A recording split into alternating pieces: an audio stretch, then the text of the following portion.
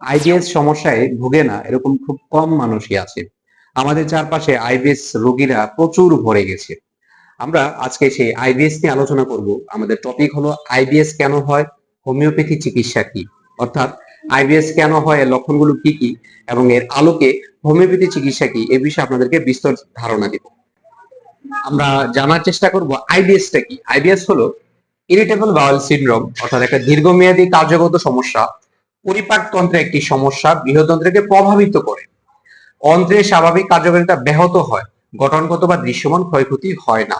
আচ্ছা, আমরা যদি এটাকে মেডিকেল ইংলিশ টার্মে জানার চেষ্টা করি তাহলে এটা হলো ইন্টেস্টাইন। হ্যাঁ, এখানে লার্জ ইন্টেস্টাইন আছে, স্মল ইন্টেস্টাইন আছে, আমরা ছবিতে এখানে দেখিয়ে দিব আপনাদেরকে। তো এই ইন্টেস্টাইনের মধ্যে এখানে আপনারা দেখতে পাচ্ছেন এই যে ছোট করে একটা ইন্টেস্টাইন, এই ইন্টেস্টাইনের মধ্যে এই প্রবলেম গুলো হয় এবং এখানে একটা প্রদাহ তৈরি হয় এবং এটা দীর্ঘমেয়াদী কার্যগত একটা সমস্যা, এমন না যেটা হঠাৎ করে হয়ে গেছে। হ্যাঁ, গ্যাস্ট্রিকের প্রবলেম গুলো হইতে হইতে হইতে একটা ক্রনিক স্টেজে চললে তখন গিয়ে এই আইবিএস এর সমস্যাগুলো দেখা দেয় এবং অন্ত্রের স্বাভাবিক কার্যকারিতা ব্যাহত হয় এবং দৃশ্যমান গুণগত তেমন ক্ষয়ক্ষতি হয় না। এবার যদি আমরা আইবিএস এর লক্ষণগুলো জানার চেষ্টা করি তাহলে আপনারা দেখতে পাবেন যে পেটে ব্যথা এবং ক্র্যাম্প, অর্থাৎ এই যে এখানে দেখতেছেন প্রচুর পেটে ব্যথা হতে থাকে, সেটা নাভির নিচে হোক বা খাবার খাওয়ার পর হোক, পেটের মধ্যে প্রচন্ড ব্যথা হতে থাকে এবং পেট ফোলা ভাব এবং গ্যাস, মলত্যাগের অভ্যাসে পরিবর্তন, পেট ফোলা ভাব এবং গ্যাস হওয়া, অর্থাৎ পেট ফোলা ভাব হবে এবং তার গ্যাস ভাব হবে, পেটটা ফুলে ফেপে থাকবে, ভাত খাওয়ার পর গ্যাসের প্রবলেম হবে, নিচ দিয়ে প্রচুর গ্যাস বের হতে থাকবে এবং বাথরুমের পরিবর্তন দেখা দিবে। এক এক সময় ডায়রিয়া হয়, এক এক সময় কোষ্ঠকাঠিন্য হয়, এক এক রকম এক এক সময় দেখা যায় এবং আপনারা দেখতে পাচ্ছেন যে অসম্পূর্ণ মলত্যাগের অনুভূতি। হ্যাঁ, মলত্যাগের সময় কফ বা শ্লেষা বের হয়। অসম্পূর্ণ মলত্যাগের অনুভূতি কি, যে মলত্যাগ করার পর মনে হয় কি রয়ে রয়ে গেছে, আরেকটু বাথরুম যদি হতো তাহলে ভালো হতো। এবং মলত্যাগে শ্লেষা বলতে এখানে বোঝাচ্ছে বাথরুম করার পর সেখানে পিচ্ছিল জাতীয় কিছু আঠালো জাতীয় অনুভব করতে পারবেন যখন বাথরুম শেষ করার পর পরিষ্কার করতে যাবেন হাত দিয়ে, আর এটাকে শ্লেষা বলছে বা মিউকাস বলছে।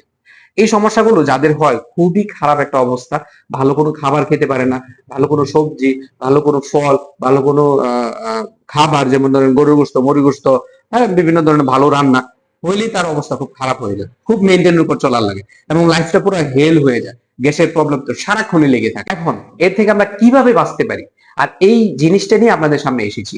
আমরা চারপাশে যে পরিমাণে ভুরি ভুরি অ্যান্টিবায়োটিক খাই, আমরা চারপাশে যেভাবে ভুরি ভুরি অ্যান্টিবায়োটিক খাই, যেটা কিনা আমাদেরকে আরো খারাপের দিকে নিয়ে যাচ্ছে। আমরা কোনো লোকাল ফার্মেসিতে গেলেই আমাদেরকে অ্যান্টিবায়োটিক ধরায় দেয়, অথচ বাহিরের দেশে খুব যাচাই বাছাই করে একজনকে অ্যান্টিবায়োটিক দেওয়া হয়। তাহলে চিন্তা করেন, যেটা কিনা আমরা মুড়ি গন্ডর মতো খাচ্ছি সেটা বাইরের দেশে খুব যাচাই বাছাই করে লাস্ট স্টেজে দেয়, মরণাপন্ন হলে দেয়, আর আমাদেরকে বারবার অ্যান্টিবায়োটিক অভ্যস্ত করায় আমাদের পেটটাকে পুরো ধ্বংস করে দিতেছে, পুরো শরীরকে ধ্বংস করে দিতেছে। এখন কথা হলো তাহলে উপায় কি, চিকিৎসা কি?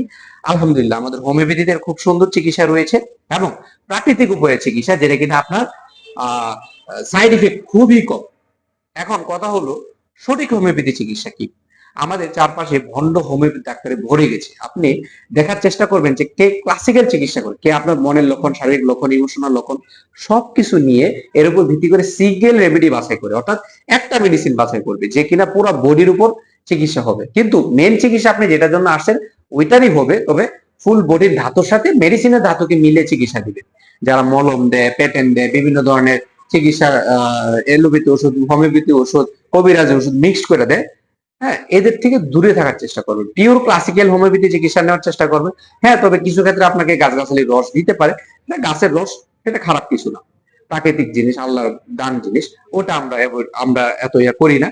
কিন্তু যেগুলো আপনার বডির সাথে সাইড ইফেক্ট আছে, যে ওষুধগুলো খেলে, এগুলো থেকে আপনার দূরে থাকুন, প্রাকৃতিক চিকিৎসা গ্রহণ করুন এবং আপনি যদি ডে বাই ডে এটা সুন্দরভাবে চিকিৎসা নিতে থাকেন তাহলে এই কঠিন জটিল রোগ থেকে আপনি খুব সুন্দরভাবে সেরে উঠতে পারবেন।